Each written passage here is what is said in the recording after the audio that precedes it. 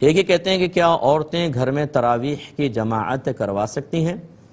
دیکھیں، فقہ حنفی کی معتبر کتب میں تو یہی لکھا ہے کہ عورتوں کا جماعت سے نماز ادا کرنا مکروہ تحریمی ہے، یعنی اس طرح کہ خود ہی ایک امام بن جائے اور عورتیں پیچھے ہوں، یہ مکروہ تحریمی لکھا ہے۔ بعض نے اس میں نرم قول لکھا ہے، بعض نے سختی کا قول ہے،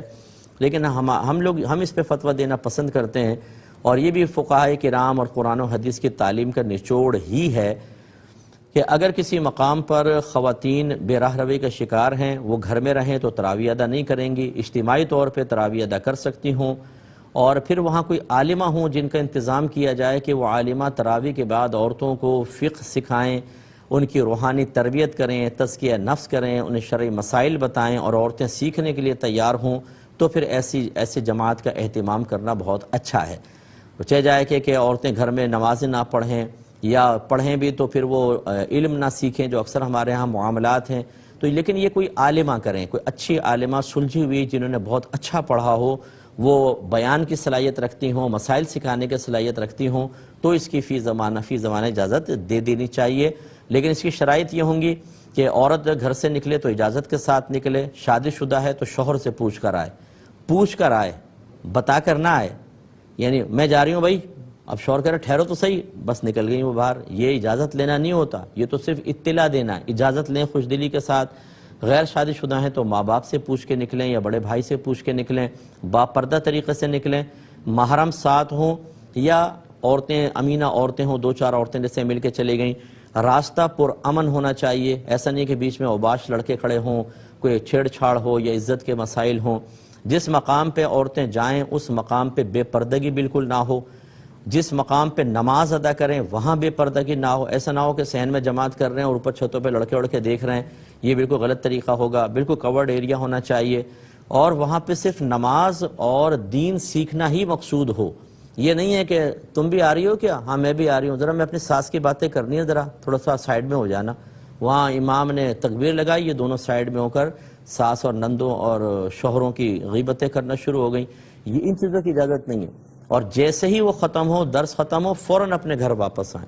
تو یہ اگر تمام قیودات کا لحاظ رکھا جائے تو فی زمانہ ہماری نظر میں اس کی اجازت دینی چاہیے، ورنہ عورتیں اتنی جہالت میں مبتلا ہیں کہ جس کی کوئی انتہا نہیں۔ اور میں اگر کوئی عالمہ ہیں تو میں ان سے گزارش کرتا ہوں اگر آپ اہتمام کریں تو وہ ٹاپکس لیں جو عورتوں کی خاص ضرورت والے ہیں، حیض و نفاس کے مسائل بتائیں، غسل کے مسائل بتائیں،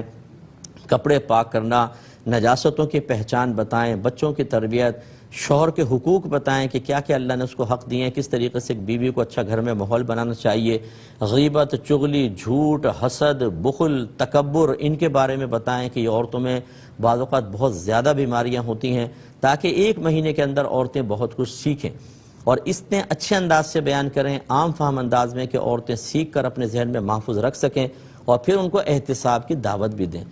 اور پھر جو خود عالمہ تبلیغ کر رہی ہیں ان سے بھی میری گزارش ہے کہ خود بھی اس پر عمل کریں، کیونکہ اکثر ہم نے دیکھا ہے کہ خواتین باتیں بہت اچھی کر رہی ہوتی ہیں، یہ کوئی خواتین کے ساتھ نہیں، مرد بھی ایسے ہو سکتے ہیں،